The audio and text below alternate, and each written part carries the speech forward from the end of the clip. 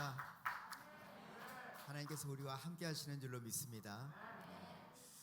우리 가운데 하나님이 늘 함께 하셔서 우리의 모든 기도를 들으시고 또 응답하시기를 기뻐하시는 하나님이신 줄로 믿습니다. 우리 옆에 있는 분에게 좀 말씀해 주실까요? 하나님이 당신의 삶에 함께하고 계십니다. 아멘. 우리가 하나님이 우리를 지으신 하나님의 성전으로 우리를 만드셨습니다. 그래서 하나님의 성령이 우리 안에 거하시죠. 그래서 하나님의 거룩한 영이 우리 안에 거하심으로 말미암아 우리를 하나님의 성전이라고 말합니다. 물론 우리가 모이는 이 공동체, 이 교회 안에도 하나님의 성령으로 우리와 함께 하시는 줄로 믿습니다. 그래서 우리를 하나님이 기도하는 성전으로 삼으셨어요. 그래서 우리가 하나님이 우리들에게 원하시는 우리의 삶은 기도하는 집으로서 하나님 앞에 있기를 원합니다. 여러분들이 기도하는 여러분 모두가 다 되시기를 바랍니다. 이 말씀에 오늘 보니까 하나님이 솔로몬이 이 모든 하나님의 성전을 완성한 후에 이 성전을 하나님께 올려드리죠. 그리고 이제 하나님이 밤에 이 솔로몬에게 나타나셔서 말씀하시는 장면입니다. 그래서 하나님이 솔로몬에게 약속하고 계십니다. 특히 우리가 13절 말씀에 보니까 이렇게 말하죠. 혹 내가 하늘을 닫고 비를 내리지 아니하거나 혹 메뚜기들에게 토산을 먹게 하거나 또 전염병이 유행하게 할 때에 14절 말씀을 기억하라고 주님이 말씀하고 계십니다. 우리가 13절 말씀의 상황을 본다면 요즘의 상황과 다르지 않을 것 같아요. 이제 코로나가 끝난 지 얼마 되지 않습니다. 지난 3년 6개월 동안 전 세계는 코로나로 인해서 많은 사람들이 멈춰 있었습니다. 교회에 오고 싶어도 올 수 없었어요. 예배하고 싶어도 예배할 수 없는 그런 환경과 상황 가운데 우리는 지난 3년 6개월 동안 시간을 보냈습니다. 이것이 다만 한국만의 이야기가 아닙니다. 전 세계 안에 동일한 환경과 상황이었습니다. 이 3년 6개월 동안의 시간들을 통해서 본다면 마치 이 말씀에 있는 것처럼 하늘을 닫고 비를 내리지 않은 그러한 가뭄과 기근의 상태와 같은 모습이었어요. 많은 사람들이 이 전염병으로 인해서 죽어가는 그런 상황이었죠. 그런데 이것이 100년 전에도 이와 유사한 상황이 있었다는 거 여러분 아십니까? 100년 전에도 스페인 독감으로 수많은 사람들이 이 질병으로 죽어갔습니다. 지금 오늘날 있는 이 코로나와 비교해 볼 때 훨씬 더 강력한 이 전염병이었습니다. 그래서 많은 사람들이 희생되어지고 죽는 그런 일들이 있었습니다. 또 100년 전에 있었던 또 하나의 사건은 전쟁이 있었다는 것입니다. 1차 세계대전. 근데 지금 러시아와 우크라이나의 전쟁이 있죠. 또 이 동부아시아, 동아시아 지역에 전쟁의 우려를 사람들이 말하고 있습니다. 특히 만약에 중국이 대만을 침공한다면 아마 이 동아시아 지역은 굉장히 어려운 상황으로 바뀔 가능성이 크다고 말하죠. 100년 전에 이 전쟁의 상황과 그런 지금의 현재 상황이 어떻게 발전할지는 모르겠지만 유사한 모습을 또한 볼 수 있습니다. 또 100년 전에 보니까 이 경제공황이 있어서 많은 사람들이 경제적으로 어려움을 겪었어요. 지금 코로나가 끝나고 나서 지금 미국의 몇 개의 은행은 도산하기도 하고 또 이 인플레이가 심해서 어떤 나라들은 거의 한 80% 90%의 인플레이션이 생기는 그러한 현상도 현재 있습니다. 우리나라는 그래도 이 인플레이션이 많이 높진 않아요. 그러나 중남미 지역이나 이러한 아프리카나 이런 나라들은 굉장히 어려운 지금 상황을 겪고 있습니다.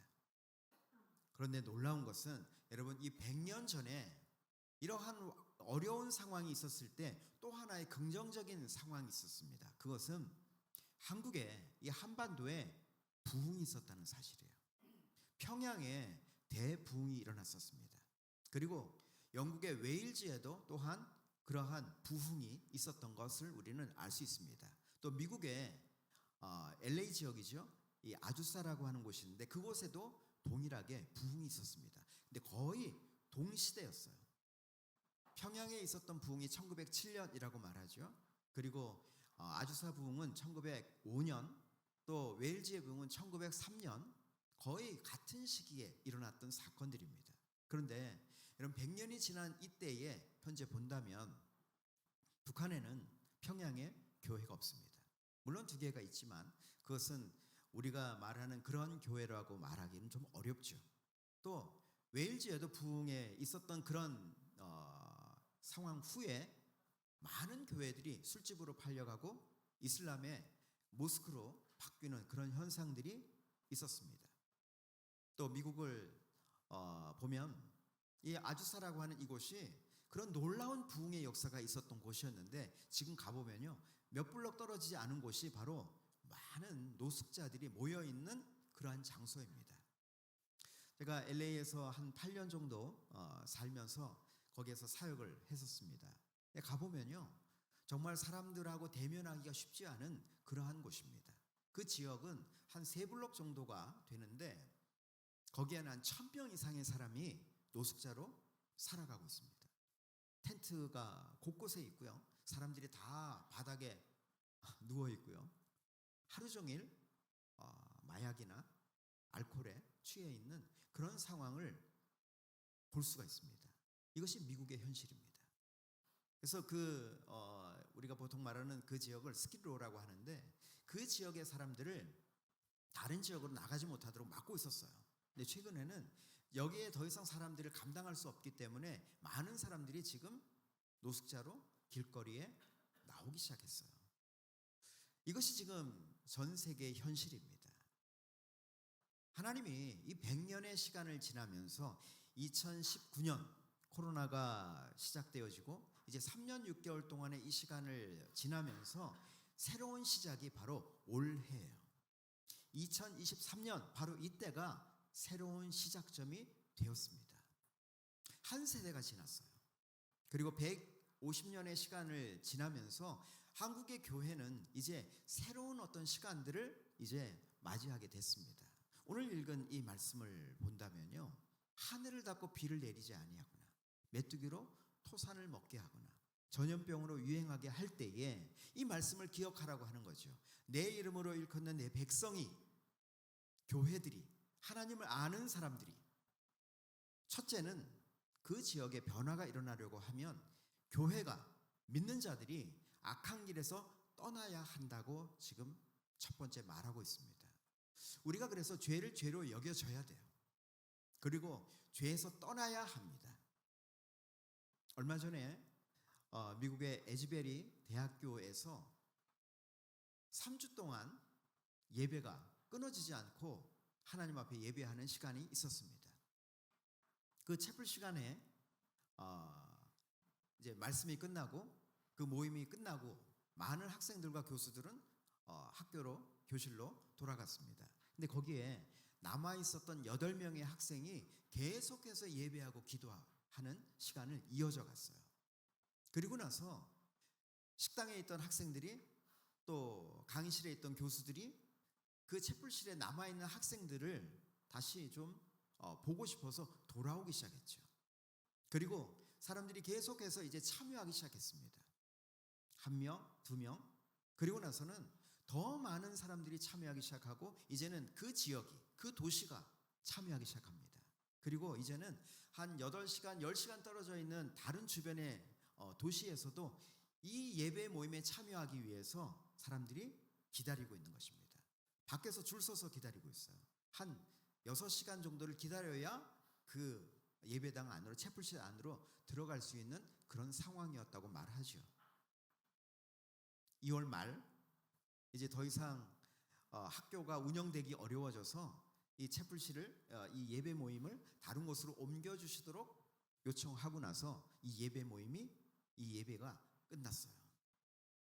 24시간 동안, 3주 동안 이어졌던 그 예배가 끝났습니다. 좀 아쉽기는 합니다.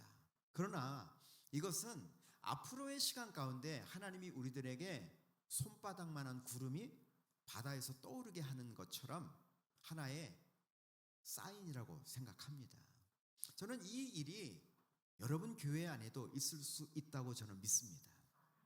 여러분들 이 교회 안에 그런 예배의 부흥이 일어나기를 원합니다. 한 도시가 바뀌려면 첫 번째 일어나는 사건이 예배의 부흥이에요. 우리가 보통 기억하기는 1907년에 평양에 대부흥이 일어났다, 이렇게 우리가 알고 있죠. 맞습니다. 그런데 그보다 더 먼저 2년 내지 3년 전에 원산에서 선교사들이 또 그 몇몇 교회들이 기도하는 일부터 시작했어요. 그리고 하나님을 예배하고 하나님을 찬양하며 하나님의 거룩한 임재가 그 모임 안에 임하기 시작했습니다. 그리고 바뀌어진 것이 회개운동으로 바뀌기 시작했죠. 그리고 이제 우리나라 전체 안에 회개운동이 일어났습니다. 그리고 이 나라 전체 안에 놀라운 하나님의 사람들이 일어나기 시작하고 지금의 한국 교회의 모습이 되어진 것입니다. 이제는 또 새로운 어떠한 시즌, 새로운 시대, 새로운 세대들이 지금 일어나고 있습니다. 이제 새로운 세대, 새로운 시즌에 우리가 살고 있기 때문에 또 하나님이 새로운 부흥을 이 땅 가운데, 이 나라 가운데, 또 온 열방 가운데 주실 거라고 저는 믿습니다. 우리는 본질은 바뀔 수 없어요. 그러나 시대에 따라서 새 옷을 갈아입어야 합니다. 겨울이 되었는데도 여전히 여름 옷을 입고 있을 수 없죠. 나는 동일하지만 우리의 옷은 바뀌어져야 합니다. 여름이 되면 겨울 옷을 벗어버리고 여름의 옷을 입어야죠. 그래서 우리의 본질은 바뀌지 않지만 새로운 시대에 새로운 어떤 변화를 통해서 하나님을 보는 것이 필요합니다. 그런 하나님의 역사를 기대하는 여러분 모두가 다 되시기를 바랍니다. 2012년에 저는 미국을 가게 됐습니다. 하나님이 이 한국의 모든 사역을 다 정리하고 내려놓고 이제 미국으로 가라고 말씀하셨어요. 그래서 한국의 모든 이 강의 스케줄도 다 정리를 하고 다 또 내려놓고 그리고 이제 하나님 보내시는 장소로 갔습니다. 그래서 그곳에서 이제 다시 저는 예수전도단 YM 사역을 하고 있는데 그곳에서 DTS의 이 제자 훈련 사역을 다시 시작을 하게 됐습니다. 보니까 이 미국이니까 이 예산을 뽑아 보니까 한 4,000불에서 4,500불 정도의 학비를 받아야 그 학교가 운영될 수 있겠더라고요.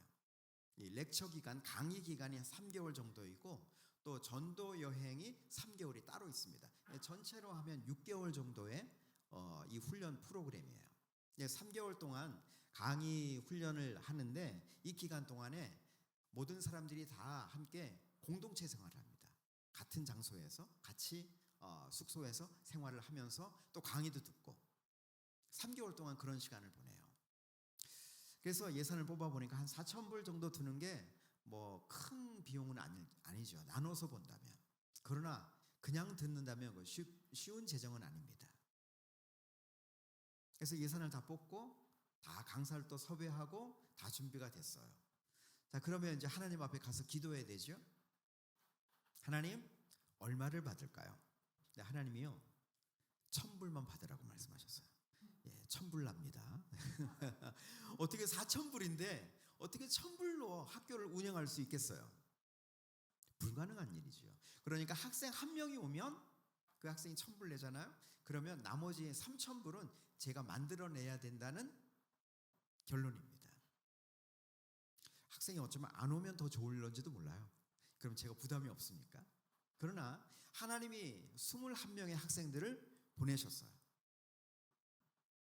그리고 이제 하나님께 그런 기도를 했죠. 하나님, 이 학생들을 제가 어떻게 이 학교를 섬기며 학생들을 어떻게 제가 도울 수 있을까요? 같이 우리가 공동체 생활을 해야 되는데 이 재정으로 1,000불 낸 재정으로는 불가능하잖아요. 그래서 저희가 그곳에서 이 기도원 하나를 빌렸어요. 2만 불에 빌렸습니다. 근데 학생들 1,000불씩 내면 2만 1,000불이죠. 21명이니까. 그러면 11조 띄고 장소비 내면 끝이에요. 그러면 하나님 먹을 거는요. 하나님이 그런데 말씀을 하나 주셨어요. 성경 말씀을. 너희가 먹을 것을 주어라. 이거 오병이어 기적에 나오는 말씀이잖아요. 근데 제가 어떻게 줘요? 예수님 제자, 그 당시 예수님 제자도 아닌데. 근데 이 말씀을 주셨을 때 뭔가 하나님의 어떤 사인이라는 생각이 들었어요. 여러분, 기도할 때요, 충분히 다 이해가 되지 않으면 잠깐 보류하셔도 됩니다. 그러면 하나님의 시간에 명확하게 확인시켜 줄 겁니다. 어느 날 어떤 목사님을 만났어요. 그리고 이제 명함을 주고받았죠. 그 목사님이 저에게 주신 명함에 쓰여 있는 글씨가 너희가 먹을 것을 주어라. 근데 급식 사역을 하는 거예요. 그래서 LA의 많은 사람들에게 그런 음식을 나누는 그런 사역을 하시는 목사님이십니다. 그래서 그 명함을 받는 순간 하나님 우리 학생들에게 이 목사님을 통해서, 이분을 통해서 뭔가 하실 건가 보다. 그래서 제가 요청을 했죠. 한국에서 이런 학생들이 옵니다. 저희 이 DTS에 이 음식으로 좀 도와주십시오. 그 목사님이 알겠대요. 기도하겠대요. 그리고 이제 돌아왔습니다. 얼마가 지났어요. 그리고 나서 목사님이 다시 저에게 말씀하셨습니다. 목사님, 저희 단체는 절대 빈곤에 있는 사람들에게 음식을 나눕니다. 그래도 한국에서 오신 분들은 절대 빈곤 아니지 않습니까? 그러니까 제가 할 말이 없더라고요. 그래서 알겠습니다, 목사님. 그리고 이제 집에 돌아왔어요. 여러분, 하나님이 말씀하신 것이 응답되어지지 않잖아요? 이루어지지 않잖아요? 그러면 여러분 다시 하나님께 가시면 됩니다. 하나님께 다시 갔어요. 하나님, 왜 안 되죠? 왜 하나님 말씀하신 것이 이루어지지 않죠? 네, 하나님이요, 제 마음에 그렇게 말씀하시는 것 같아요. 다시 그 목사님한테 가서 이야기해라. 그런데요, 이건 아니라는 생각이 들더라고요. 이건 제 머리로는 이건 아니야. 왜냐하면 다른 사람한테 가서 요청을 했는데 아니라고 말했는데 또 이야기하는 건 그건 실례잖아요. 저도 그 정도는 압니다. 요즘 말로 질척대는 거잖아요. 별로 좋은 거 아닌 것 같아요. 그래서 이건 하나님의 어떤 생각이 아니야. 제가 거부했죠. 그런데요, 제 마음 안에는 계속해서 그 목사님한테 가서 이야기해라. 두 마음이 제 마음에서 막 갈등이 일어나는 거예요. 충돌이 일어나는 겁니다. 한쪽은 가라, 한쪽은 안 돼. 이 두 가지가 막 충돌을 하는 거예요. 여러분, 이럴 때는요, 정직하게 가서 이야기하면 됩니다. 제가 기도할 때 이런 마음이 들었습니다. 그래서 제가 그 목사님에게 이렇게 이제 이야기를 했죠. 근데 그 목사님이 다시 한번 하나님께 가서 묻고 기도하시겠대요.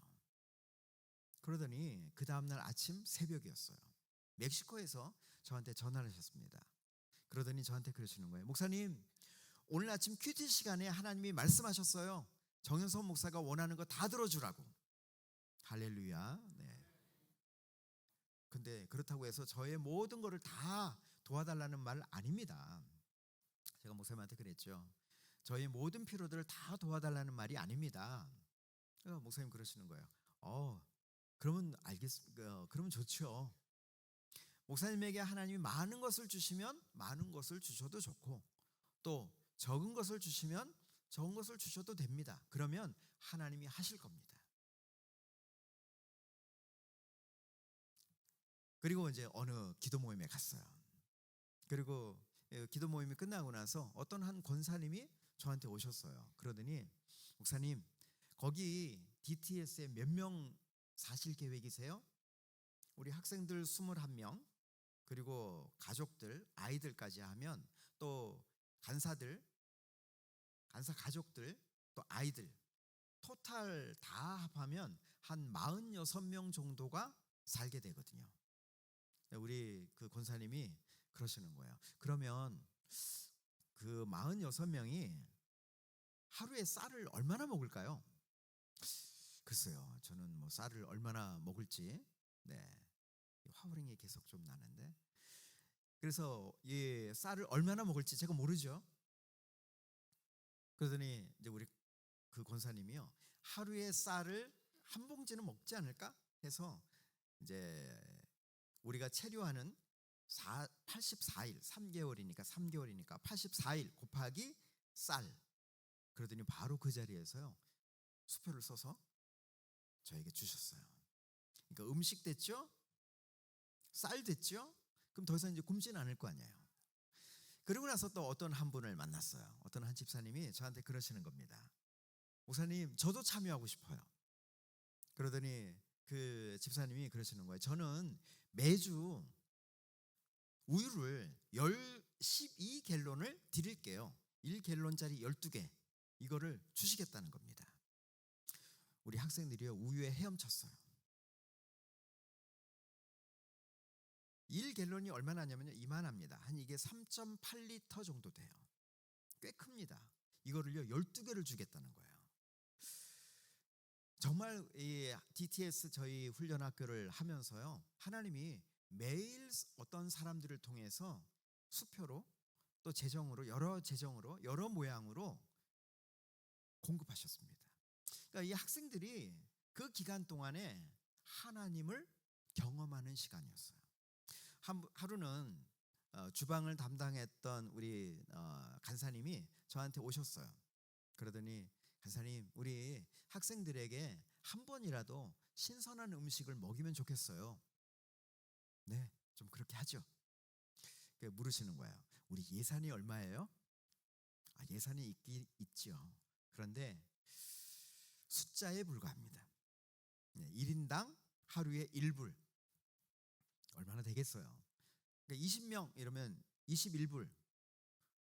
그래도 21불 갖고는 살 게 없잖아요. 그래서 열흘치 그래서 200불 제가 드렸어요. 근데 그날 아침이었어요. 어떤 분이 저한테 전화를 하셨습니다. 목사님, 오늘 DTS에 놀러 가도 돼요? 예, 놀러 오세요. 점심에 오셨어요. 그런데 차에서요 부식을 한가득을 싣고 오셨어요. 그리고 마당에 내려놨는데 가득입니다. 하나님이 장을 봐 오신 거죠. 그래서 우리 간사님이 사려고 했던 모든 그 쇼핑 리스트가 거기 다 있는 겁니다. 근데 갑자기 우리 간사님이 울기 시작하는 거예요. 그래서 간사님 왜 우세요? 그랬더니 제가 하나님께 원망했대요. 그런데 그날 우리 간사님이 이제 그날부터 방법이 바뀌었어요. 지금까지는 주신 것을 가지고 메뉴를 짰거든요. 근데 이제는 어떻게 짜냐면 주신 것에다가 플러스 주실 것. 그래서 메뉴를 이제 다시 짠 겁니다. 그리고 나서는 우리 학생들이요 필 받아갖고요 먹고 싶은 거 막 쓰기 시작합니다. 놀라운 건요 그날 하나님이 이 쓴 날 메뉴에 쓴 어떤 학생들이 쓴 거 있잖아요. 그거를 하나님이 다 공급하셨어요. 얼마 전에도 우리 학생들 졸업생들하고 같이 만났는데 우리 학생들이요 언제 뭐 먹었다 이야기 다 하는 겁니다. 만날 때마다. 강의는 다 까먹었는데요 먹은 건 기억해요. 그러니까 먹은 것을 통해서 하나님을 기억하는 거죠. 여러분, 오늘 한 도시가 바뀌려면, 한 나라가 바뀌려면 여러분 하나님의 눈이 있는 곳에, 하나님의 마음이 있는 곳에 우리의 마음이 있어야 합니다. 하나님이 보고 있는 것, 하나님이 지금 다음 세대들을 보고 계세요. 그렇다면 우리도 눈을 열어서 보아야 합니다. 하나님이 왜 지금 이 시대에 이러한 청년들을 불러 모아서 이들을 훈련시키는 일들을 하게 하실까? 하나님은 온 땅 가운데, 온 열방 가운데 하나님이 보고 계십니다. 오늘 읽은 이 말씀처럼 하나님이 약속하고 계신 것은 내 눈과 내 마음이 항상 여기에 있을 것이다 라고 약속하고 계십니다. 내 이름으로 일컫는 내 백성이 그 악한 길에서 떠나 스스로 겸비하고 기도하여 하나님의 얼굴을 구하면 하늘에서 듣고 그 죄를 사하고 그 땅을 고칠 거라고 하나님이 약속하고 계십니다. 여러분, 우리가요 한 도시를 바꾸려면, 한 도시 안에 부흥이 일어나려고 한다면 하나님이 보시는 것을 나도 볼 줄 알아야 됩니다. 하나님의 마음을 또한 우리가 동일하게 갖는 것이 필요해요. 하나님이 사랑하는 것을 나도 사랑하기로 결정해야 기도하게 되어 있습니다. 여러분, 기도는 사랑이에요. 내가 사랑하는 만큼 기도합니다. 여러분 자녀들을 위해서 기도하십니까? 기도하시죠. 그런데 여러분 자녀들을 위해서 기도하잖아요. 목소리가 이만큼 돼요. 근데 열방을 위해서 기도합시다 그러면 목소리가 이만큼밖에 안 돼요. 왜요? 사랑하니까. 사랑하면 간절해집니다. 여러분들이 살고 있는 이 도시를 사랑하는 여러분 되시기를 바랍니다. 한 도시가 바뀌려면요, 하나님의 마음을 가진 사람들이 그곳에 있어야 합니다. 구약 성경에 보니까 창세기 18장에 보면 소돔이라고 하는 도시가 나옵니다. 근데 그 도시가 타락한 도시예요. 아브라함이 하나님과 대화하죠. 협상합니다. 그래서 아브라함이 하나님께 물어요.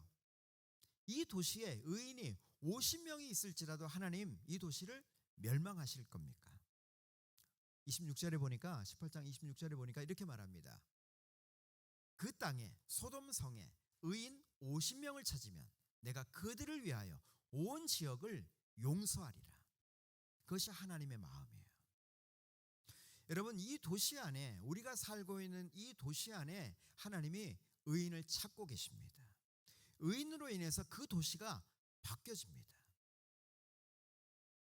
제가 LA에서 사역을 하면서 그러한 어떤 하나님을 경험하는 시간들이었어요.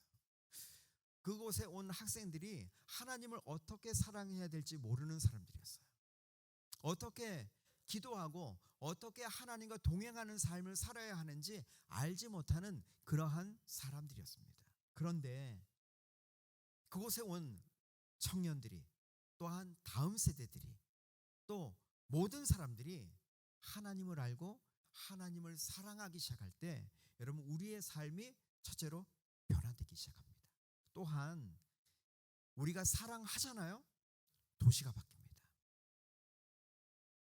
100년 전에 이 땅에, 이 한반도 안에 부흥이 있었던 것처럼 다시 한번 이 도시 안에 부흥이 일어나게 하나님의 마음을 두실 줄로 믿습니다. 그것을 우리들을 통해서 하나님이 일하기를 원하십니다. 여러분, 그 일이 여러분들로부터 출발되어지기를 바랍니다. 여러분, 하나님이 온 열방 가운데 하나님의 마음을 가지고 계세요. 하나님이 듣고 계십니다. 하나님이 눈이 열려 있고 귀가 열려 있어요. 하나님이 또한 하나님의 마음을 부어주시길 원하십니다. 오늘 읽은 이 말씀처럼 하나님의 백성들에게 하나님이 귀가 열려 있어요. 하나님이 눈이 열려 있습니다. 하나님이 마음이 열려 있어요. 많은 사람들이 그렇게 기도합니다. 하나님, 우리의 눈을 열어주시옵소서. 여러분, 하나님이 보는 것을 우리도 볼 수 있어야 됩니다. 여러분, 그것이 영적 분별력이에요. 보기는 보아도 우리가 보는 것이 전부가 아닙니다. 보는 것으로 판단하지 아니하고 하나님의 눈으로, 하나님의 관점으로 세상을 볼 수 있는 눈이 필요합니다. 두 번째, 우리가 어떻게 기도할 것인가? 그것은 듣고 기도해야 돼요. 귀가 열려 있어야 합니다. 하나님이 우리의 기도에 귀가 열려 있는 것처럼 우리도 하나님께 귀가 열려 있어야 돼요. 그래서 하나님이 내게 말씀하시는 것을, 하나님의 뜻을 구하며 기도하기 시작할 때 그 나라 안에, 그 도시 안에 하나님의 뜻이 이루어지는 놀라운 역사가 일어나게 되는 것입니다. 그래서 우리의 귀가 열려 있어야 돼요.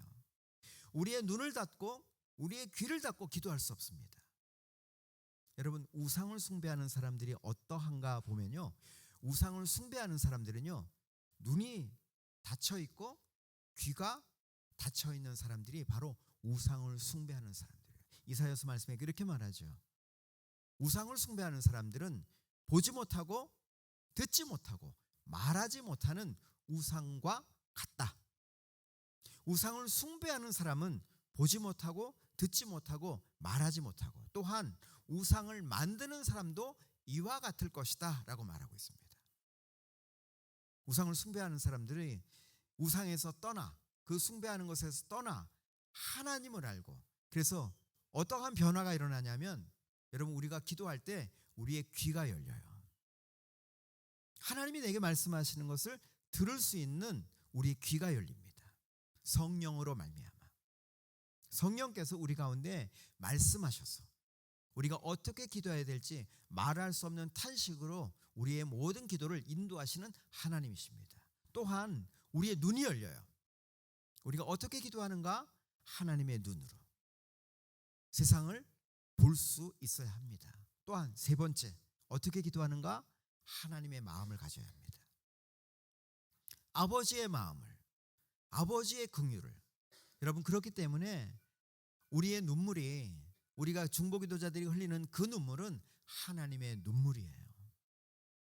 그래서 아버지의 마음을, 아버지의 긍휼을 내가 담아서, 내 마음에 담아서 기도하기 시작할 때 우리를 통해 하나님의 놀라운 역사가 흘러가게 될 줄로 믿습니다. 여러분, 우리가 어떻게 기도할 것인가? 하나님과 인격적인 관계 속에서 그래서 기도하는 것입니다. 하나님 우리에게 약속하고 계십니다.